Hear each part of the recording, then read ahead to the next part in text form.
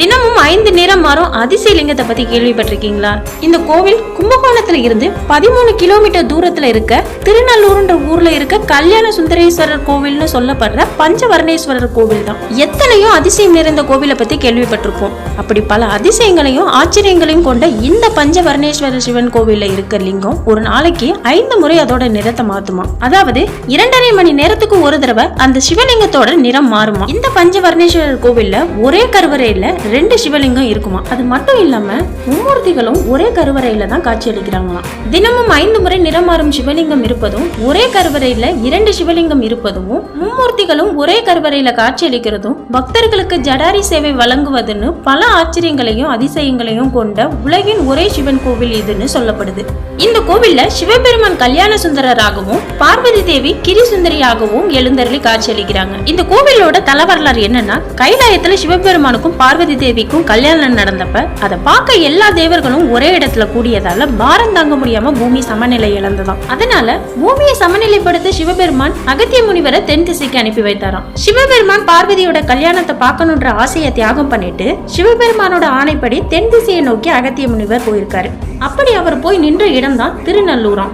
அந்த இடத்துல இருந்து அகத்திய முனிவர் சிவபெருமானோட திருக்கல்யாணத்தை பார்த்து தரிசிச்சாராம். அங்கேயே ஒரு சிவலிங்கத்தையும் நிறுவினாராம். அதுதான் இந்த திருக்கல்யாண சுந்தரேஸ்வரர் கோவிலாம். இந்த கோவில் 275 பாடல்கள் பெற்ற ஸ்தலங்கள்ல ஒன்று. இந்த பஞ்சவர்ணேஸ்வரர் கோவில்ல கருவறையில இருக்க 2 சிவலிங்கத்துக்கு பின்னாடி சுதை சிற்பமா சிவனும் பார்வதியும் திருமண கோலத்துல காட்சி அளிக்கிறாங்களாம். அதே கருவறையில வலதுபுறம் பிரம்மாவும் இடதுபுறம் விஷ்ணுவும் சிவன் பார்வதியை வணங்கிய நிலையில காட்சி அளிக்கிறாங்களாம். இந்த காட்சியை இந்த கோவில்ல மட்டும்தான் பார்க்க முடியுமா.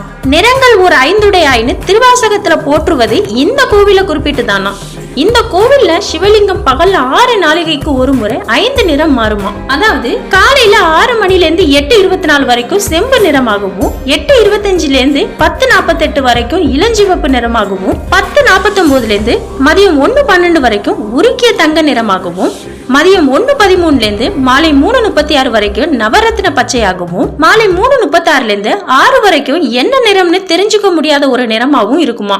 மாட கோவிலா இருக்க இந்த பஞ்சவர்ணேஸ்வரர் கோவில தென்காயிலாயம்னு சொல்வாங்களாம். திருநாவுக்கரசருக்கு சிவபெருமான் திருவடி தீட்சை கொடுத்த தலமும் இதுதானா. அதை நினைவுபடுத்துற விதமா திருநாவுக்கரசரை போலவே பக்தர்கள் எல்லாரோட தலைமையில சிவபெருமானோட பாதங்கள் பட்டு ஆசி வழங்கணும்னு இந்த கோவில்ல ஜடாரி சேவை செய்யப்படுதான். பொதுவா பெருமாள் கோவில்ல தான் ஜடாரி சேவை செய்வாங்க. ஆனா ஜடாரி சேவை செய்யற ஒரே சிவன் கோவில் இதுதானா. இந்த கோவில்ல இருக்க தீர்த்த குளம், அதாவது சப்த சாகர தீர்த்தத்தோட வரலாறு என்னன்னா, மகாபாரதத்தோட இந்த கோவிலுக்கு நெருங்கிய தொடர்பு உள்ளதா தலபுராணத்துல சொல்லப்படுது.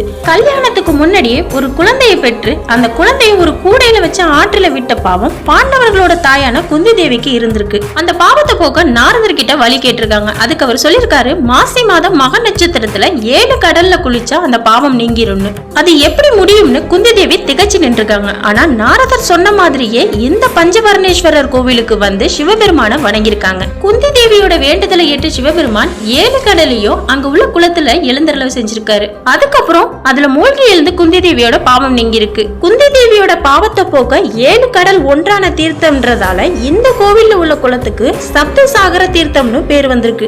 அது மட்டும் இல்லாம நாயன்மார்கள்ல ஒருவரான அமரநீதி நாயனார் வாழ்ந்து வழிபட்டு முக்தி பெற்ற திருத்தலம் இந்த திருநல்லூர் தலம்னு புராணங்கள்ல சொல்லப்படுதான். இந்த கோவில சோழர்களால கட்டி பராமரிக்கப்பட்டதா இங்க இருக்கிற கல்வெட்டுகள்ல இருக்கான். இந்த கோவில்ல உத்தம சோழன், ராஜராஜ சோழன், ராஜேந்திர சோழன் இவங்களை பத்தி குறிப்புகள் இந்த கோவில்ல இருக்க கல்வெட்டுகள்ல இருக்கான். இந்த கோவில்ல இருக்க கல்யாண சுந்தரேஸ்வரரை கல்யாணம் ஆகாதவங்க வந்து அவங்க பேர்ல அர்ச்சனை செய்து வேண்டுனா 90 நாள்ல திருமண நிச்சயம் ஆகிடும்னு இந்த கோவிலுக்கு வர பக்தர்களால சொல்லப்படுது. அதே மாதிரி குழந்தை வரம் வேண்டியும் நல்லபடியா குழந்தை பிறக்கணும், சுகப்பிரசவம் நடக்கணும் இந்த கோவில்ல இருக்க காளி தேவிக்கு வளையல் போட்டு வேண்டிக்குவாங்களாம். இந்த கோவில்ல இருக்க சிவலிங்கம் நிறம் மாறுவதற்கான காரணம் என்னன்னு இதுவரைக்கும் யாருக்குமே தெரியலையா.